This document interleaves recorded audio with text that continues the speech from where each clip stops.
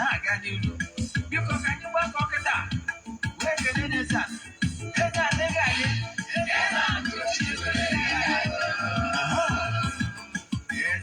Ugochi tubelu nwoke ọma na Oraifite ị ga-adị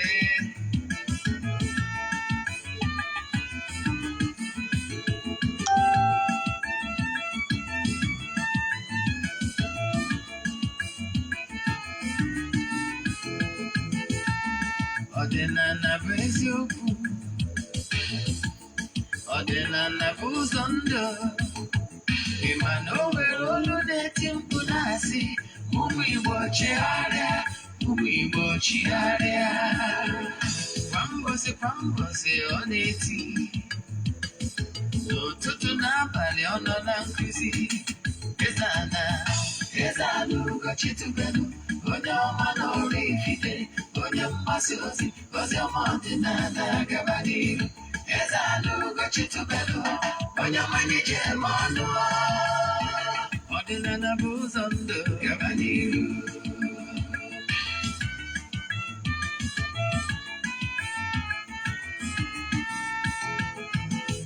Eze-Ana Ugochi tubelu onye ọma na Oraifite onye mgbasa ozi ọma ọdịnala gaba n'ihu Eze-Ana Ugochi tubelu onye mmanya ji eme ọnụ ọdịnala bụ ụzọ ndụ gaba n'ihu Eze-Ana ga-adị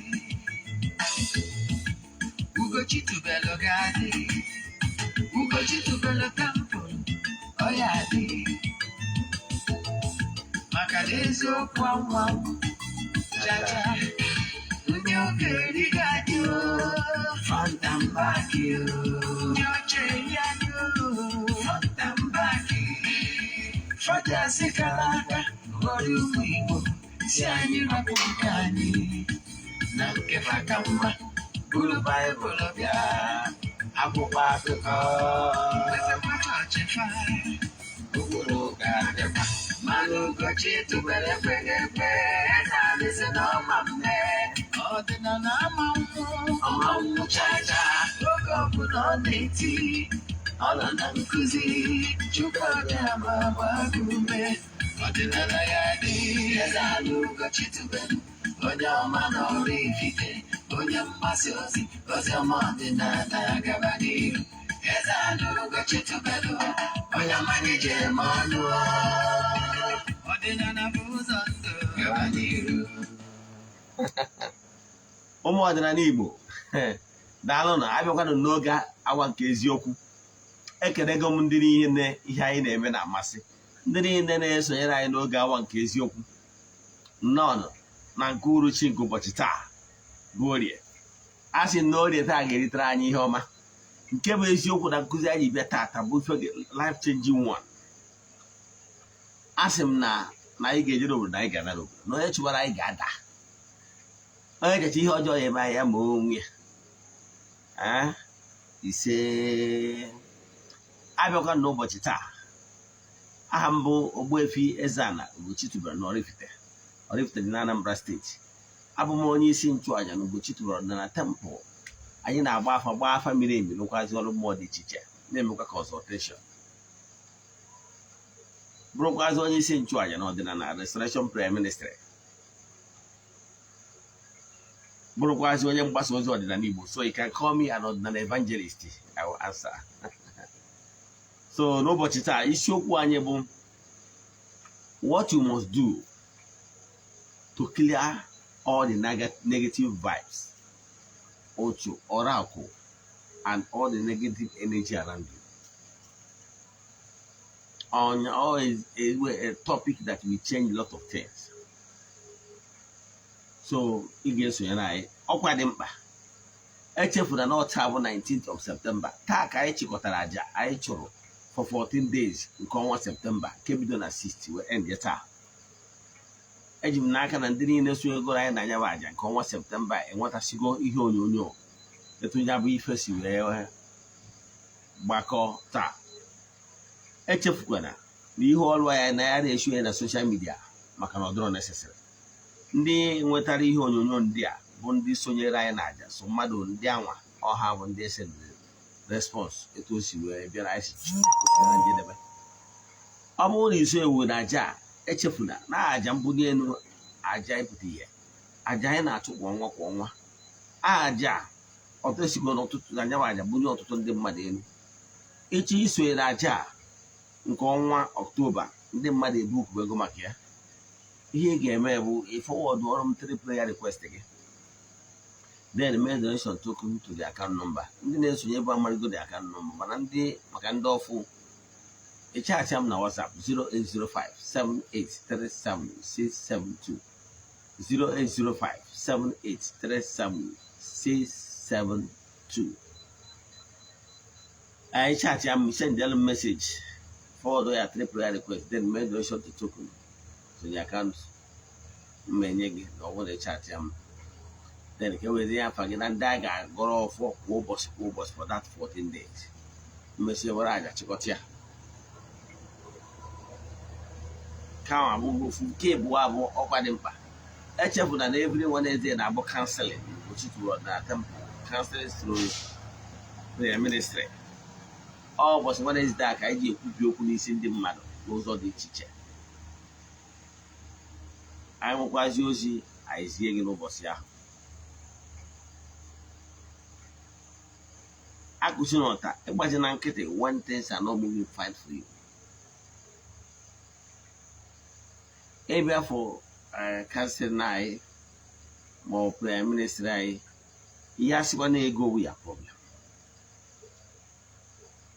Yes, masị na ego bụ ya problem. Mana what you are lacking is the will. Or maybe you already given up.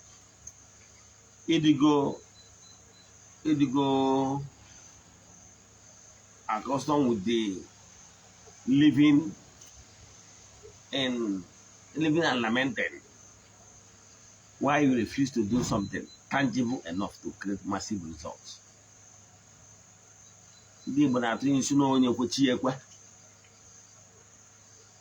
Once there is life, there is hope. Never you give up, saying I have done this, I have done that.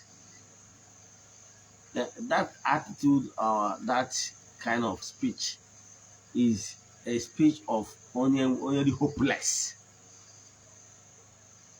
And they are speech of leakable, lazy minds. I can tell you, great people, great minds, never take no for an answer. They'll keep on doing the right thing, keep on doing it. I keep telling you, one, if you have not started receiving their good results after 6 months, 1 year, in ordinary, 2 things I know. It's either you are not doing the right thing. Yes, it's either you are not doing the right thing. Maybe you need to change mentor. Or secondly, or you have not done the right thing consistently enough to create massive results. Depending on what I'm about to tell you today, a lot of things may be possible for human beings to create negative vibes, Orakwu, uchu, and e.t.c. That to the extent that negativity and darkness have crowded their path. Now, how long it will take for you to clear those mess, those garbages that is blocking your path, depends solely on your effort. Makening arụ na Julius Berger, general wall na CCC. Boy na-ebi ka ọ na-eme gịnị ka ọ na-awachi. If you don't like what is happening to you right now, you have to do something extraordinary with great vibes. Yes, you must put effort. You must get angry with what is happening to you right now. With that anger in you, you'll be able to do what it takes to rewrite the wrongs of the past. Now, so ị nwere ike isonyere anyị n'aja na administration anyị every Wednesday. Then anyị na-enwekwa counseling Sundays. Then you can isonyere. But Sunday on, you have to chat me and book appointment with me.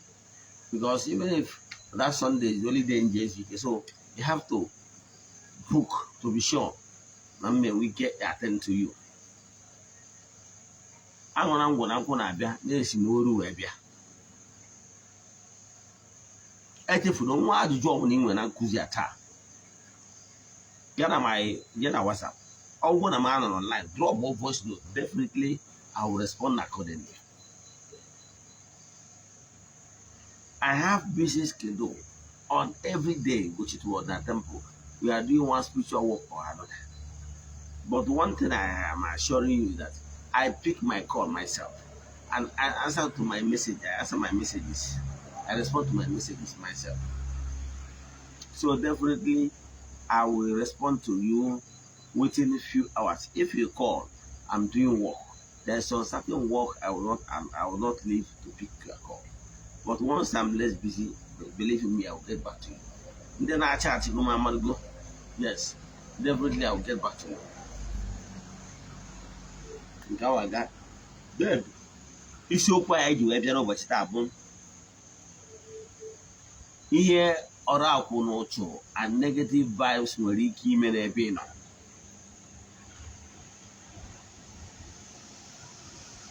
Nke bụ eziokwu bụ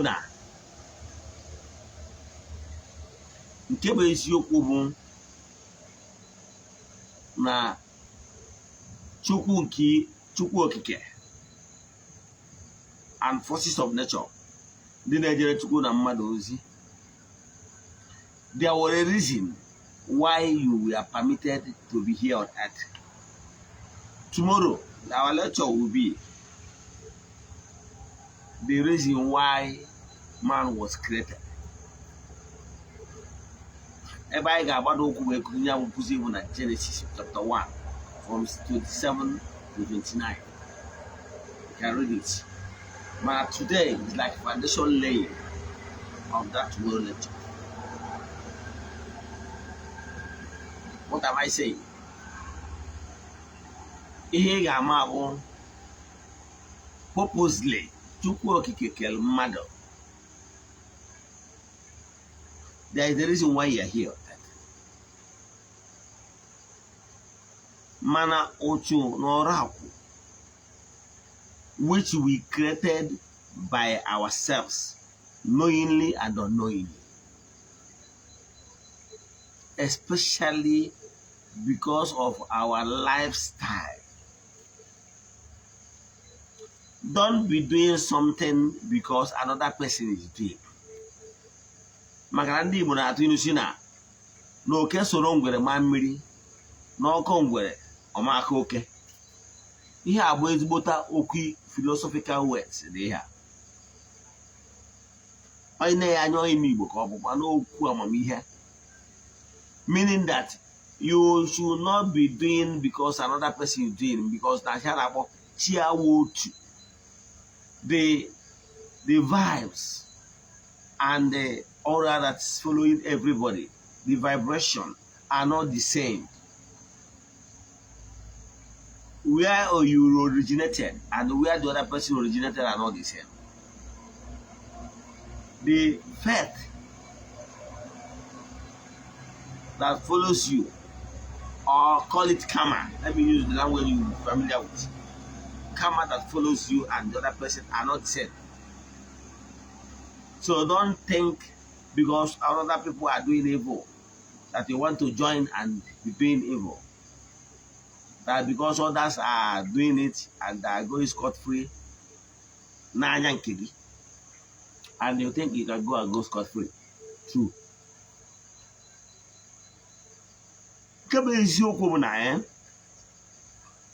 No negative thing.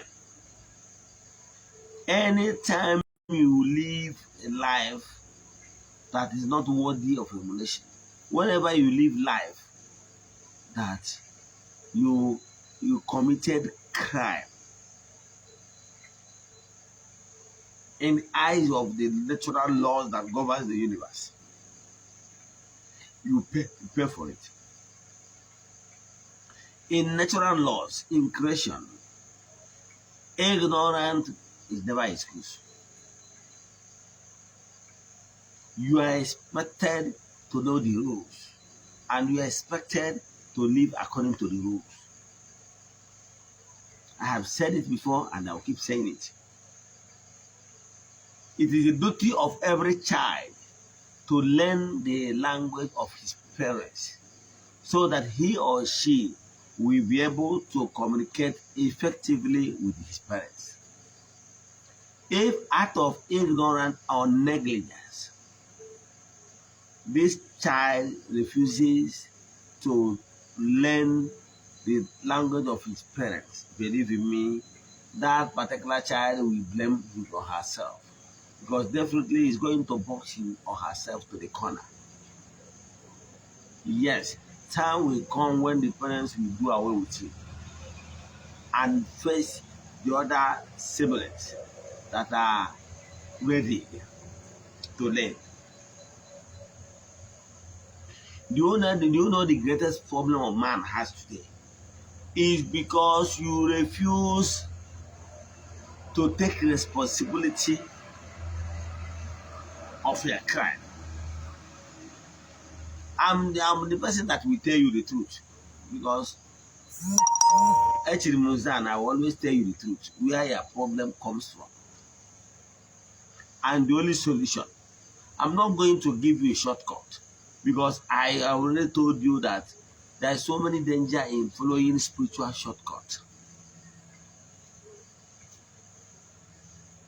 I have said it times without number. If you want to develop your spiritual strength, believe in me, you need to follow from the scratch. Never you try to jump any staircase. You develop your spiritual strength by step.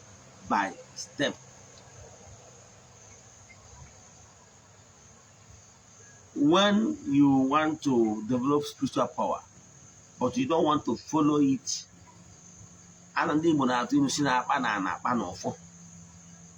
if you don't want to, it means that you want to jump natural process.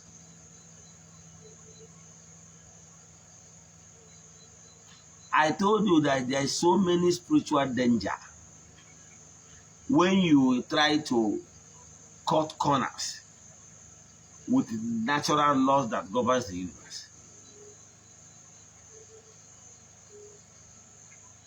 You know, Talia?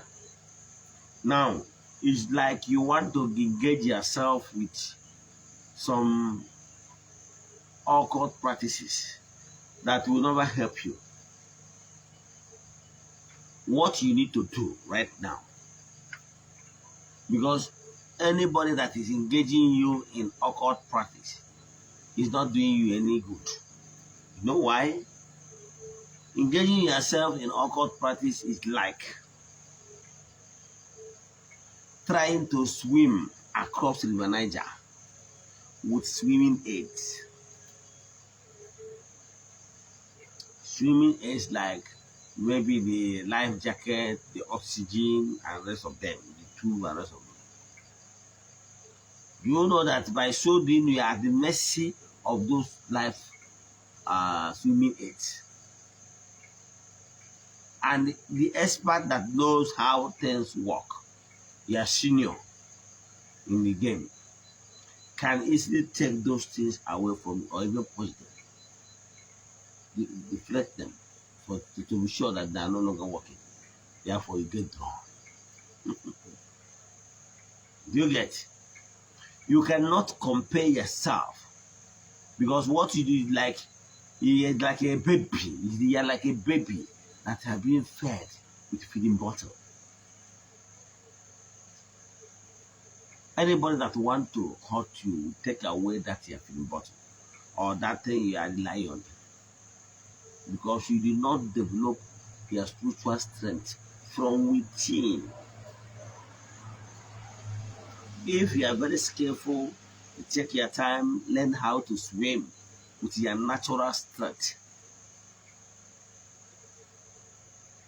Believe in me, you're already mature. It will be very difficult for you to be drawn easily if there's no spiritual thing attached to it. But if you are swimming the danger zone with those aids given to you by maybe your spiritual leader,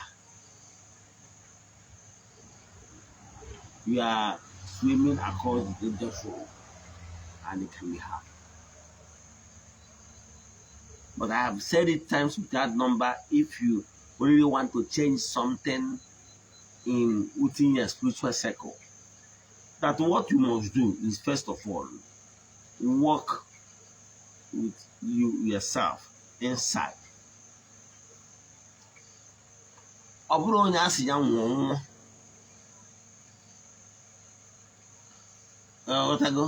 ọ bụrụ onye asị ya nwụọ, your enemy can only achieve those things if within you there is negativity and those things that attract those negative vibes around you.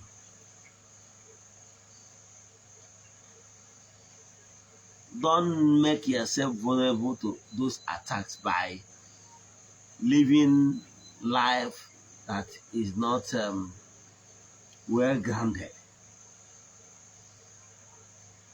So first of all, I'm advising you to make sure you clean your path.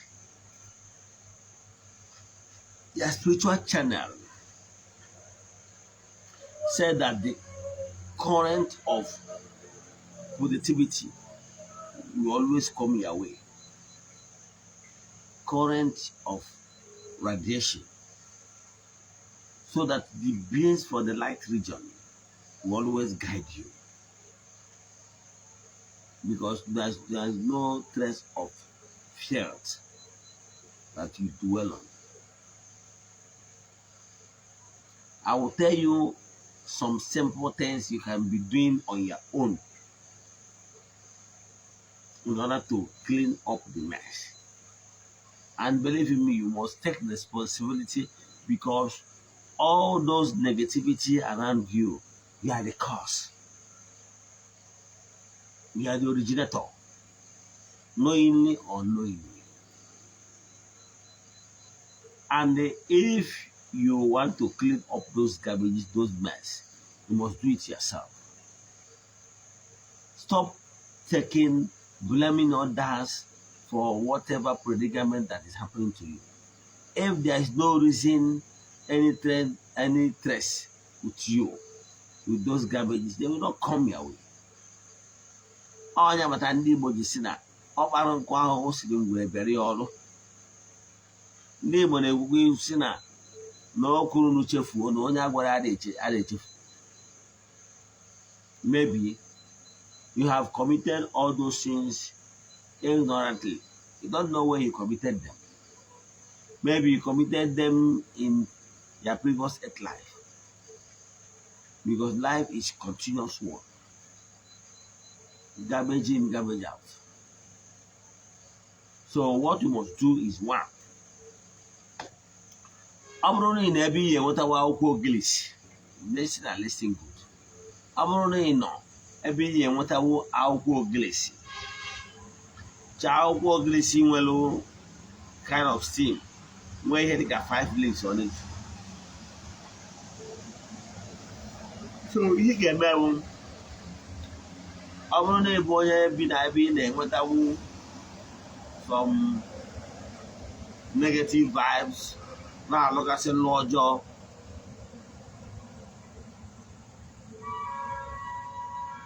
There were a lot of negative vibes around you.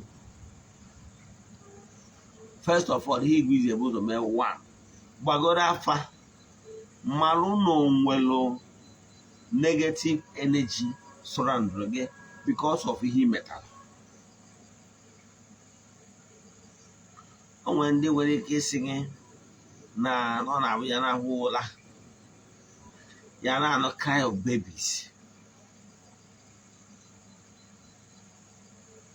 Yana no cry of babies.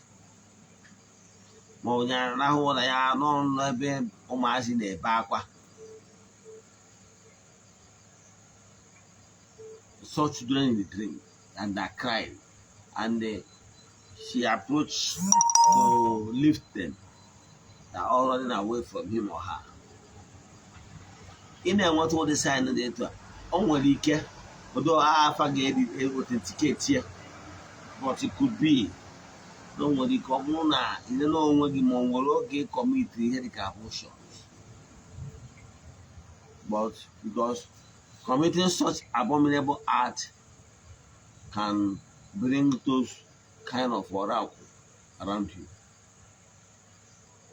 Okay? Then, or when you engage yourself in impure act of any kind, that can also attract Orakwu and uchu around you. But to cut the whole story short, you have already known those acts. I have mentioned them times without number, what you must avoid. Because engaging yourself with this kind of that type of life will keep on multiplying your Orakwu and making it possible that Akarogiri will always be around you. And you will keep shouting, and once Akarogiri sets in, small time, the Amos will set in. And sometimes he might be crying that he did the Amos work 3, 4, 5, 6 months ago. Why I also work is still coming out in Alpha. First of all, check their lifestyle. So what am I saying? What I'm saying in essence is one. You first of all consult about to be sure no to add on. I will advise you for your well-being. To clean always out first. It's actually if you still have money, feed the achi. Second, if you have done all this, or maybe you to add on also again. You get me when you come on Orakwu. We had the casino for you. Then he gave me. You know, I got our English. But they say, yeah, it's when you steam dies. I want the idea. Whatever I know, my people. Sorry. Wherever I know, my baby. Money be a flat. But I can't know all be self con where I'm out. Money be a room. If you open window, all those again. Okay.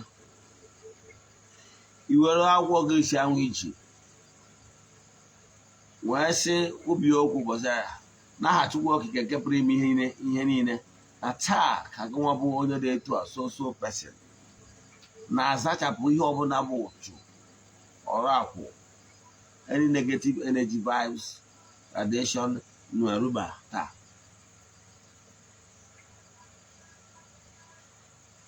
He was not our work in the shower. They're massive in a cobweb from the ceiling, you know. Let me line by line as if you are swimming, you are sweeping. You will be there from beginning to the end. If you are, is that your side the honors of Sanota? You know, example, you have one of our Orakwu. You may see a one. Sorry. You may see a 1, 2. If you are na floor, you'll be doing it in the air, even if there is bed in your room or other properties. He and them and something over or out in the air, line by line, as if you are sweeping your house. It's like the hearing now, as if you are sweeping properly. Follow it as if you are sweeping properly in the physical. What you are doing, work you are doing is spiritual work. Now, as you are sweeping it, sweep it to the door side and sweep them away. But today you are sweeping all those things away. Mama bụrụ na ị nweta were akwụkwọ ogilisi ma dị ụzọ akwụkwọ ma enyeghị anya because ị nọ na township. Jee gota ịza broom, gota broom, were ose ọjị jụchaa the broom ahụ, just metụ ose ọjị 1 2 3 4 n'ahụ ya, tupu ose ọjị, werekwa broom mee the same thing. Ụfọdụ na-ajụ ma ọ bụrụ na emesịa the broom ọ nwere ike idekwa the broom. Yes, imesịa the broom, oge ose ọjị jụchaa the broom ahụ, dekwa the broom ahụ for next time. Ịnọkwa ime gịnị? Ọ bụrụ na ị ghọtarazi ihe na-eme gị, ma ọ na ị na-alọ nlọ ọjọọ, ma ọ bụ na o nwere ọkwa ụfọdụ ihe si eme na ndụ gị, depitikwa. Imesi ya na ịchọzi ose ọjị kpụrụ ịnọ gbunye n'ọnụ gị, buru ose ọjị anyị nọ n'ọnụ, were uju ose ọjị ọzọ kpụrụ ịnọ, wụta close to ya mouth, asị na ihe ọbụla bụ ụchụ ma ọ bụ Orakwu, negative vibe, negative energy na-enye nsogbu na-ebute nlọ ọjọọ, ma ọ na-ebute echiche ọjọọ, ma ọ na-ebute negativity around you, na today na-echọzi ha in your life, na-reject go ha. Kwubucha okwu ị chọrọ ije na one corner of the room gị, wụsị ya. Wetakwa another 4 seed, kwukwa the same thing, je na the other corner, wụsị ya. Wetakwa 4 seed, kwuo the same thing, je wụsị na the third corner. Same thing ka ihe emekwa na the fourth set of seeds. Imesịkwa ihe wụsị ya, meaning that 16 seeds ka ị ga-awụsa na your room for 4 seeds each room. Then imesizie ya, ọgwa ndị nwe more than one, maybe a room and parlor, man, yes, to a man at 4 corners of all the rooms, and the same way is where sweep here, he sweep all the rooms. The same way he is work also the wasasia, na those 4 corners. You may say, there was that pitch of salt. No 15 too much. You will can gas. Edoria. Na etu nnu si asịrapụ ihe ọbụla ruru unyi n'ụzọ, na-etu a ka isi ewepụ ihe ọbụla ruru unyi na negative anything ọbụla na aruba ọ na flat. Ihe ọbụla wụsa na one corner, werekwa etu a ka esi wụcha na that corners. Ọ bụrụ na ọ ga-ekwe mee gị, ọ bụrụ na ọ ga-ekwe gị mee, ọ bụrụ na n'enubere nwaanyị, absent from sex, illegal sex, for at least 2-3 months. You have around you is turn around. Why? Do you know why I say you should absent from it? If you are still single, if you are married people, married couple, please continue. But if you are singles, do you know why I say you should not continue? You know why? Is for you to use that 2 months to 3 months to observe what is happening to you. Because the problem some of you are having is that I'm asking when attention and I want all dying and I did see also. So because now that's your partner filled with fears. Then Orakwu n'otu a. Now, ije na-ekiri n'icha abịaghị gị na ya bịkwa. By then, okay, I keep on poisoning your spiritual channel with those negativity dị n'ozi ya. So ihe anyị na-agwa gị bụ ọ bụrụ na ọ ga-ekwe absent from sex. Mana ọ bụrụ na ị na-ụdị ya nwunye, continue. Mana ọ bụrụ na ị nọ kwụsị ya, ka ị mara ebe ihe na-eme gị.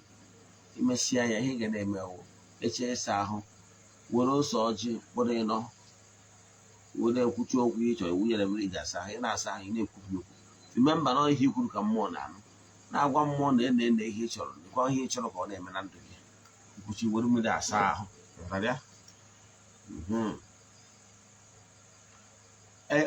Ọgwụgwọrụ na enwe ka isi chefu ime nke a, echefukwana mgbe ọbụla gị na nwoke abụrụ onye illegally or nwaanyị gị na ya illegally married to, were ose ọdụ nwunye na mmiri saa ahụ.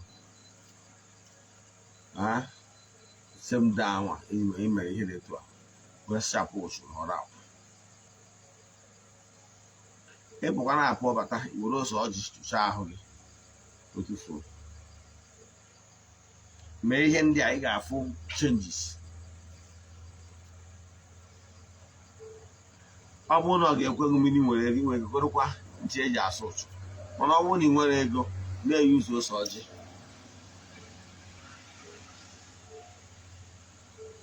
Nke ọzọ, create zero more time for your spiritual exercise. It will help you. So if you need to kọwara gị ihe a ngwara gị now, ime ya fifie na-eme from time to time. No, ime no. Once in a week or once in 2 weeks or 3 weeks, depends. Ụdị otu na Orakwu dị n'ụzọ gị. Pụtara ya? Ọnya ka ị ga na-eme. Ị na-eme ya udo obi ga-adịrị gị. Then ịgbazie mbọ once you stop cleaning your part, right? Then gbazie mbọ avoid ya some of the sex party that ọ bụrụ na ọ ga-ekwe gị mee, kwụsịgoro from illegal sex. Ọ bụrụ na ị dị married, continue. Mana ọ bụrụ na ị dị unmarried, na-akụtara ụmụrụ nsọ a, ọ bụrụ na ọ ga-ekwe gị mee, abstain from 2 to 3 months. Oh, he might be an emergency.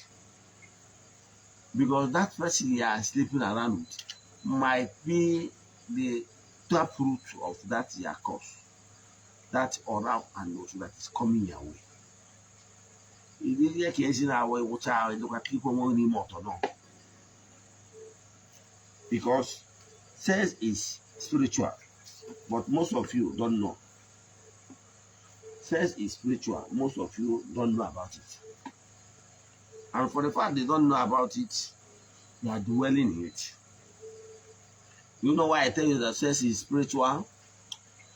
Sex can uplift you. Sex can bring you down. Sex with somebody love of your life, somebody you are legally married to, and the two of you lives in harmony, joyfully. Believe in me, sexual intercourse can be of spiritual lift because it's joyful activities. It's kind of joint venture. Two of you are doing it happily. So it helps to relax on certain things and brings joy at the end. But when I want to go man, it is January. Nke mbụ na mbụ fọrọ ọ na-awa emesịa gaa na-ezucha n'ori or end there in disaster. Nwere ike ọ bụrụ onye ị nweburu value for. By the time you finish having sex with the person, you find out that that value will never onye ahụ nọ has been bastardized. Because ihe unu mere abụrụ ihe originated from natural norms and where the rule respect the two adults share between each other. And some adults engage in some certain sexual intercourse that bring Orakwu and make Orakwu permanently with you. Okay? So all those things can you avoid. Some of you avoid abuse sex. Sex should not be abused, even among the married couples. Yes, they say too much of everything is bad. Because you over abusing some certain things. Sometimes it will lead you to that is negligence. Sometimes it will lead you to just lose interest on it because you overdoing it. At a stage for that song of because you overdoing it. If you name that thing that you so much like naturally eating, is it shawarma?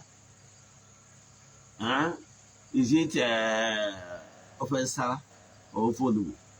My dear, if you eat ofonubu on daily basis, every day, I can tell you within 1 month you get tired of ofonubu. It's natural with human. So make sure you don't abuse it. Two, some of you abuse on certain privilege given to man. Sexual intercourse, yes. Is it good for building harmony and other spiritual benefit to genuine lovers? Yes. But when you started abusing it, maybe you are into, is it two some, three some, four some, I mean five some? You are abusing it, and you are attracting negative aura category to you, to yourself, because you're already deviating from the natural norms. What you are practicing is distortion in creation. Therefore, distorted souls will always be coming to you. And tomorrow, do you know that some certain things do happen to people, and people will keep saying in the Today we do another version for the mmiri, or that you understand. Ebogo how to ebugo. When you go na iwu onye na ade remember some distorted thing abụrụ ihe dị natural. Ọ n'ibu homo ma ọ bụrụ ibu ndị na-anọmara hapụ ebe emere for sexual intercourse na-eje n'ebe ọzọ ndị na-ahapụ isi gwawara ike ajụ. Some of these things you are doing have spiritual implication. Example, ị nwere ike bụrụ ndị na-asị na ha chọrọzi ịdị eme sex through the normal organ meant for it because of lifestyle. Maybe nke nwoke nke nwaanyị have been losing up too much because of lifestyle. Now the whole place is so messed up. It's not because of child behind, but literally the lifestyle, because of so many things people normally use these days. Because we are living in a world where people abuse a lot of things. For that reason, you want to start using anus. Are you normal? You're not normal. So some of those things you normally do, yes, that is not normal. You know what you will do? By so doing, you are attracting those negative vibes that is this like distorted spirit. Do you know what akarogeri is? Akarogeri is like distorted spirit. Akarogeri bụ I na-ekwu okwu na Igbo a na-asị na akarogeri mmadụ asị ebe akpọ. Akarogeri bụ the human spirit that once lived here on earth, but they did not achieve anything because of one reason or the other. And they swore that since they did not achieve anything, that they will not allow anybody to achieve anything good, meaningful. So there are all these like evil spirits that are distorted souls. Therefore, if you are living distorted life, you will keep on naturally attracting it to you. And at the end of the day, you will blame the or your spiritualists. Or above all, you blame the mmiri. You have caused a lot of distortion in sexuality. Let me put it that way. You have caused a lot of abnormalities, distortion in sexuality. Believe in me, you'll be always attracting categories from that life. Even if you look at that, if an opposite sex coming to you in dream for sex, or sometimes you can even see a category in the three some, four some, five some. Some of those things where you on your own, you know that they're not normal. By doing it, you will be running to Divya or to anybody to help you. Who will help you? So what am I saying? What I'm saying in essence is this. Uncle Okochi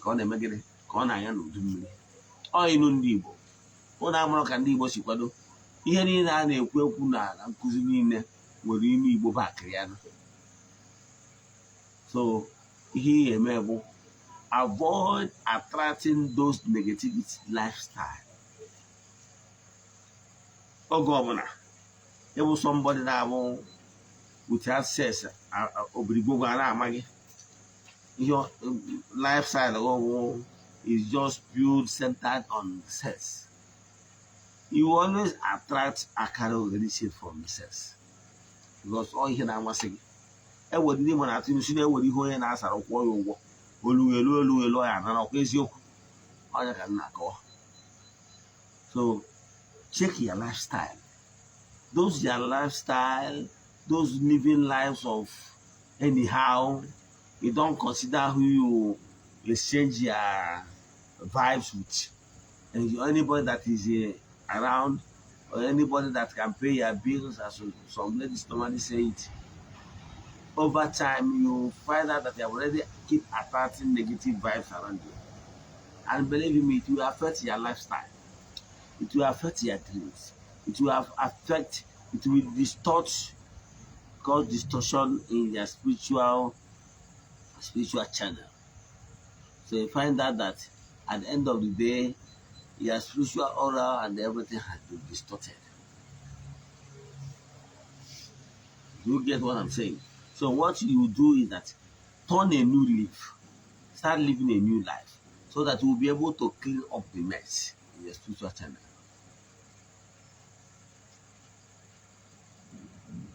Don't be saying that another person is doing it because okon will okay. Make a negative vibes. So now what we hear.